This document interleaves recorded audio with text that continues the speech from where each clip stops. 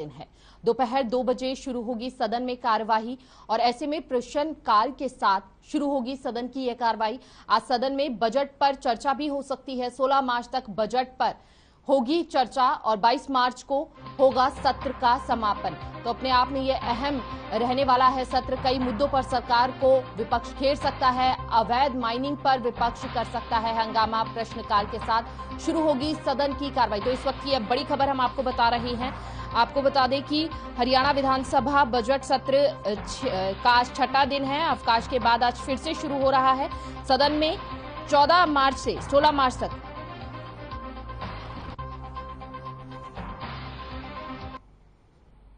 और इस पर ज्यादा जानकारी के लिए हमारे साथ चंडीगढ़ से रवि चंदेल जुड़ चुके हैं लाइव।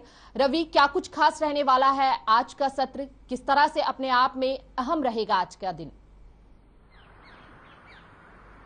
जी रवि। जी बिल्कुल हिमानी, जिस तरीके से मुख्यमंत्री मनोहर लाल खट्टर ने जो है बीती 8 मार्च को बजट पेश किया गया था, उसके बाद आज जो है वो सत्र की शुरुआत होगी। सत्र की शुरुआत जो है वो प्रश्नकाल से होगी। उसके बाद बजट के ऊपर जो है वो चर्चा होगी। साथ ही साथ जिस तरीके से जो लोकसभा की तर्ज पर जो है हरियाणा विधानसभा द्वारा 8 एडहॉक कमेटियां बनाई गई हैं, उन कमेटियों द्वारा जो सजेशन जो है वो दिए जाएंगे, उनको पटल पर रखा जाएगा। हालांकि ये देखना दिलचस्प होगा कि सरकार जो है जो कमेटियां बनाई गई थी उनके द्वारा जो सजेशन आए थे, उन कौन कौन से सजेशंस को जो है वो सरकार मानती है। जी विपक्ष पूर्ण रूप से तैयार नजर आ रहा है। कौन कौन से मुद्दे हो सकते हैं जिस पर विपक्ष जो है सरकार को घेरेगा आज? जी बिल्कुल, जिस तरीके से अगर हम बात करें बजट की, अगर हम बात करें बजट को लेकर काफी आरोप प्रत्यारोप का सिलसिला जो था वो लगातार जारी है। बजट पे लगातार गहमा गहमी बनी हुई है। एक और जहां सत्ता पक्ष के नेता जो है वो लगातार विपक्ष को घेरते हुए नजर आ रहे हैं कि हर बार की तरह इस बार भी बजट को लेकर बिना किसी सुझाव के, बिना किसी आइडिया के लगातार जो है वो सरकार पर तंज कसते आ रहे हैं। हालांकि हमने जो है सर्वांगीण विकास के लिए बजट पेश किया है, तो दूसरी ओर अगर हम बात करें कांग्रेस की या विपक्षी विधायकों की, तो उनका साफ तौर पर कहना है कि इस बार का बजट जो है वो एक तरह से जो लुभावनों सपनों वाला बजट है, लेकिन धरातल पर ऐसा कुछ भी देखने को नहीं मिलेगा। अगर सदन की कार्रवाई की बात करें तो आज जो है कॉलिंग अटेंशन डाडम माइनिंग हादसे के ऊपर जो है वो कॉलिंग अटेंशन मोशन लगाया गया है, जिस पर विस्तार से चर्चा होगी और देखने वाली बात होगी कि आज का जो सत्र है वो गहमा गहमी भरा रहता है या किस तरीके से सत्र का संचालन जो है वो पूर्ण रूप से किया जाता है। लेकिन अगर हम बात करें डाडम माइनिंग की, तो उसको लेकर जो है आज का काफी खासी गहमा गहमी जो है सत्र में देखने को मिलेगी। जी आपने कई मुद्दे बताए, माइनिंग एक अहम मुद्दा बता रहे हैं आप, तो ऐसे में सरकार कितनी तैयार नजर आ रही है इन सवालों के जवाब के लिए? जी बिल्कुल, जिस तरीके से अगर हम डाडम हादसे की बात करें तो उसको लेकर जो है एक कमेटी गठित की गई थी। उसके बाद एक और कमेटी गठित की गई एनजीटी के साथ मिलकर, और उस कमेटी की रिपोर्ट जो है वो आज खनन मंत्री मूलचंद शर्मा जो है वो कमेटी की रिपोर्ट जो है सदन के पटल पर सुनाएंगे और उसको लेकर जो है कॉलिंग अटेंशन मोशन भी लगाया गया है। तो अवैध माइनिंग, इलीगल माइनिंग जो प्रदेश भर में हो रही है, उसको लेकर खासी गहमा गहमी जो है वो देखने को मिलेगी। जिस तरीके से हम नागल चौधरी इलाके की बात करें, डाडम हादसे की बात करें, या फिर अंबाला के नारायणगढ़ में जिस तरीके के अवैध माइनिंग का जो खबरें सामने आ रही थी, उसको लेकर भी खासा जो है वो गहमा गहमी देखने को मिल सकती है। जी देखिए, बेरोजगारी भी एक अहम मुद्दा रहा है। अगर पिछले चुनावों की बात की जाए तो एक बार फिर से विपक्ष जो है बेरोजगारी का मुद्दा उठा सकता है। ऐसे में क्या कुछ हो सकता है सत्र में? क्या हंगामे की भेंट चढ़ सकता है सत्र?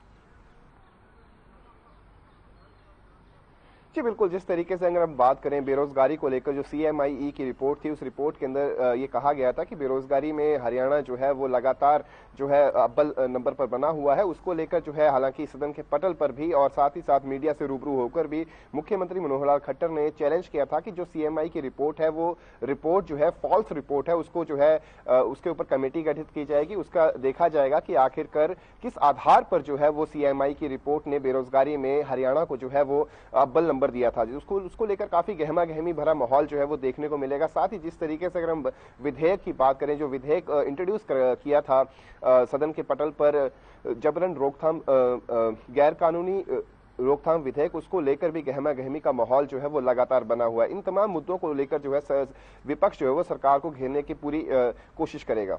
जी ठीक है। देखिए रवि, माना जाए तो बजट में आम जनता के लिए क्या कुछ खास रहने वाला है?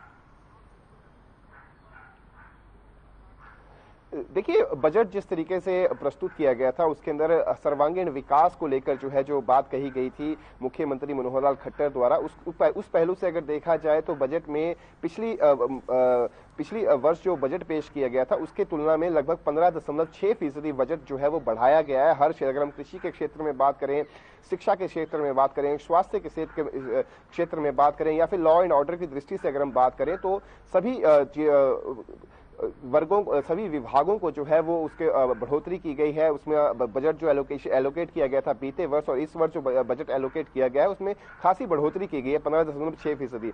लेकिन जिस तरीके से अगर हम विपक्ष के विधायकों की बात करें तो उनका कहना है कि जिस तरीके से लुभावने सपने जो दिखाए जा रहे हैं, लेकिन धरातल पर उन चीजों को इंप्लीमेंट और एग्जीक्यूट नहीं कर पाना जो है वो इस सरकार की सबसे बड़ी जो खामी जो है वो दर्शाती है। जिस तरीके से अगर हम बात करें, अगर हम मुख्यमंत्री मनोहर लाल खट्टर की बात करें तो उन्होंने साफ लफ्जों में कहा था कि अंत्योदय यानी कि लाइन में खड़े अंत व्यक्ति तक किस तरीके से जो है सरकार की योजनाएं, सरकार की जो स्कीम्स हैं उन तक पहुंचाई जा सके और उनकी जो एनुअल इनकम है उसको बढ़ाया जा सके।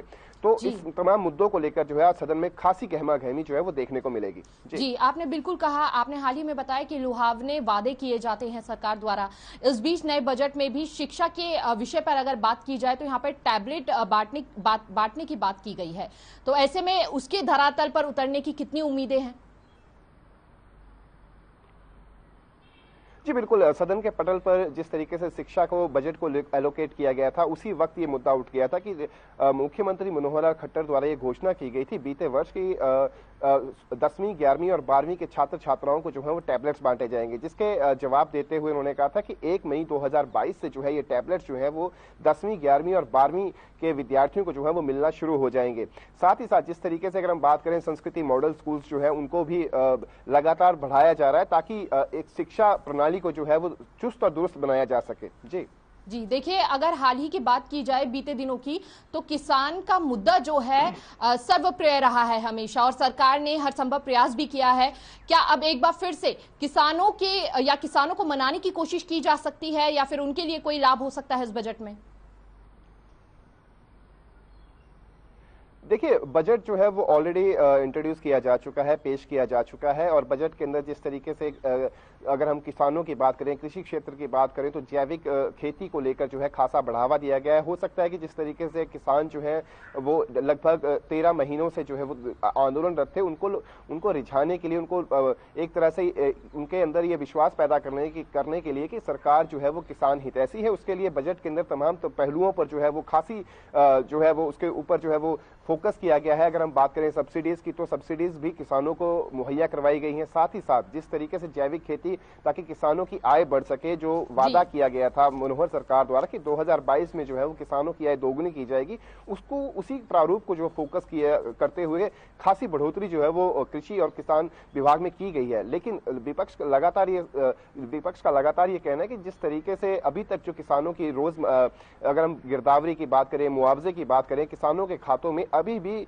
मुआवजा राशि जो है वो संपूर्ण रूप से नहीं पहुंच पाई है, जिसको लेकर सरकार को विपक्ष द्वारा घेरा भी गया था, जिसके एवज में जिस तरीके से जो बयान सामने आए थे कि लगभग 9 लाख के करीब ऐसे किसान थे जिनकी फसलें जो है वो खराब हुई थी और बाकायदा उनकी गिरदावरी की गई है, जिसमें से 24,000 के करीब जो किसानों को जो है मुआवजा राशि मिल चुकी है। लेकिन अभी भी एक बड़ा तबका किसानों का जो है वो लगभग 8 लाख के करीब जो किसान है उनको अभी तक मुआवजा राशि मुहैया नहीं करवाई गई है। और साथ ही साथ एक स्पेशल गिरदावरी करवाने की भी अपील की गई थी। अगर हम बात करें महम से निर्दलीय विधायक बलराज कुंडू द्वारा, उन्होंने सदन के पटल पर एक स्पेशल गिरदावरी करने का पक्ष रखा था कि किसानों के बहुत से किसान ऐसे हैं जिनकी जो फसलें खराब हुई थी उनकी अभी तक गिरदावरी पुख्ता रूप से नहीं हो पाई, इसके लिए स्पेशल गिरदावरी की जाए। तो उसको बाद में जिस तरीके से मनोहर लाल खट्टर ने जवाब दिया था, उन्होंने साफ लफ्जों में कहा था कि मार्च से जो है वो स्पेशल गिरदावरी एक बार फिर से शुरू की जाएगी। जिन किसानों को किसी तरह की कोई दिक्कत है गिरदावरी से, उनको संतुष्ट करने के लिए एक स्पेशल गिरदावरी जो है वो एक बार फिर से करवाई जाएगी। देखिए रवि, ये बजट अपने आप में बेहद महत्वपूर्ण भूमिका भी निभाने वाला है क्योंकि आगामी चुनावों को देखते हुए भी बजट को पेश किया गया है। तो क्या कुछ लाभ पहुंच सकता है सरकार को? जी हिमानी, सबसे पहले तो मैं आपको बताना चाहूंगा कि जिस तरीके से अगर हम बात करें यूएलबी यानी कि अर्बन लोकल बॉडीज के चुनाव जो है वो अप्रैल के अंत में होने जा रहे हैं, उसके मद्देनजर जो है वो खासा ध्यान जो है मनोहर सरकार द्वारा नगर परिषद हो, नगर पालिकाएं हों, और साथ ही साथ जिस तरीके से अगर हम बात करें तो अभी तक, हालांकि अभी तक सब जुडिशियस मैटर है, अभी तक ग्राम पंचायतों को लेकर किसी तरीके का कोई फैसला जो है वो निकल कर नहीं आया हाईकोर्ट के द्वारा कि ग्राम पंचायतों के चुनाव कब और किस समय करवाए जाएंगे। लेकिन नगर परिषद और पालिकाओं के चुनावों के मद्देनजर जिस तरीके से फोकस किया गया है छोटी सरकारों को, अगर हम बात करें नगर परिषद, पालिकाओं की, ग्राम पंचायतों, तो उनको समृद्ध बनाने के लिए सरकार द्वारा जो है वो एक अच्छा खासा बजट जो है वो एलोकेट किया गया है। और साथ ही साथ किस तरीके से वो अपनी आमदनी और आमदनी इंडिपेंडेंट रूप से कर सके, इंडिपेंडेंट रूप से एक संस्था जो है, एक नगर पालिका की बात करें, नगर परिषद की बात करें, तो वो किस तरीके से अपने आप को समृद्ध बना सके और अपने खर्चे जो है वो खुद उठा सके, उसको लेकर जो है खासा फोकस किया गया है। तो देखना दिलचस्प होगा कि अप्रैल के अंत में जो नगर परिषद और पालिकाओं के 48 नगर परिषद पालिकाओं के जो चुनाव होने वाले हैं, किस तरीके से जो है प्रदेशवासी इसको देखते हैं। जी देखिए, विपक्ष पूर्ण रूप से तैयार नजर आ रहा है, तमाम मुद्दों को लेकर भी घेरता हुआ नजर आ रहा है। क्या विपक्ष हंगामे की भेंट चढ़ा सकता है सदन को, इस सत्र को?